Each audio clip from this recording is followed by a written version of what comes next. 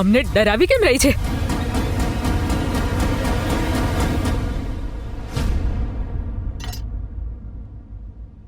ફોઈજી, મારા સ્વર્ગવાસી પતિદેવનો ઓરડો ક્યાં છે? હવે હું પણ તો એ જ રૂમમાં રહીશ ને.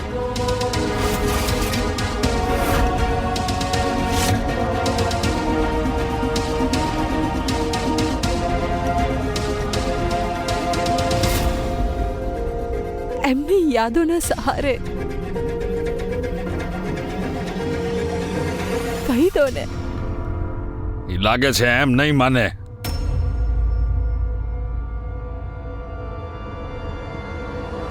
કાકા,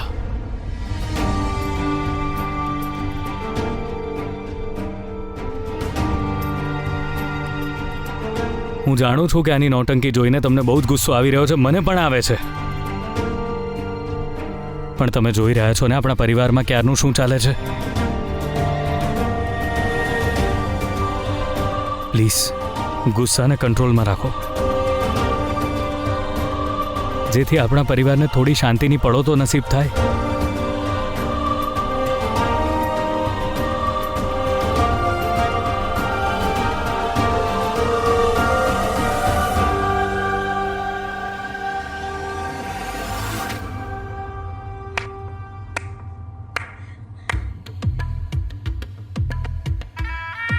આખા પરિવારમાં એક તમે જ છો જે મને ગમ્યા છો.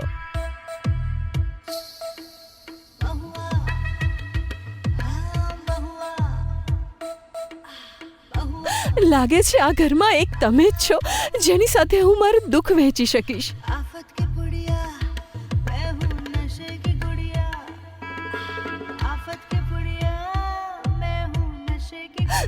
તમે તો સમજી શકો છો ને, વિરેન્દ્રજીના ગયા પછી હું અંદરથી કેટલી તૂટી ગઈ છું.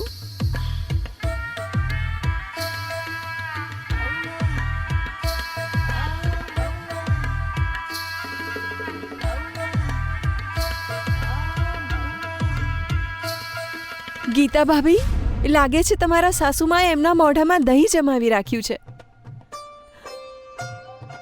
જેઠાણીજી, તમે જ દેખાડી દો મારા પતિનો રૂમ ક્યાં છે?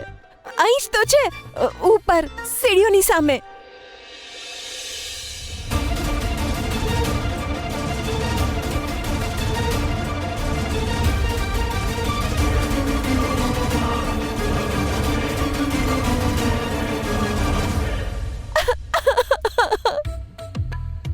હું મારા પતિના રૂમમાં જવા માંગુ છું.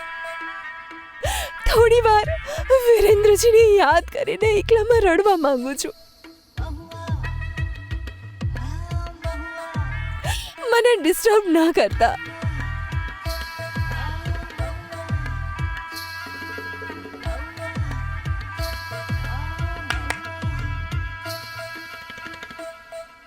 નોકર પણ ઠીક છે. અરે, તમારી સાથે વાત કરી રહી છું. અહીં આવો, સામાન ઉઠાવીને ઉપર લઈ જાઓ.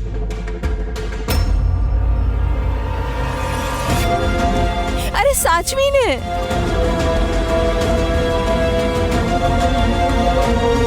સામાનમાં વિરેન્દ્રજી આપેલી વસ્તુઓ છે, કાચની.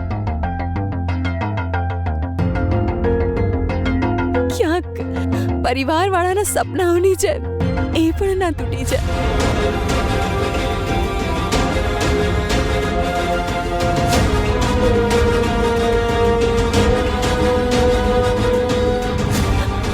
જાઉં છું.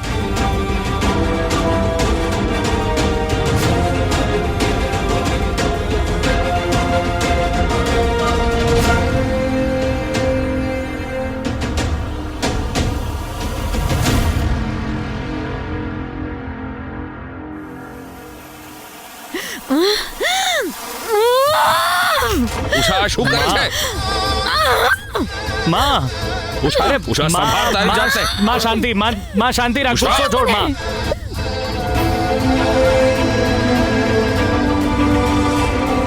અરે મારા મરેલા દીકરાની અર્થી પર કોઈ પણ આવીને રોટલા શેકી રહ્યું છે.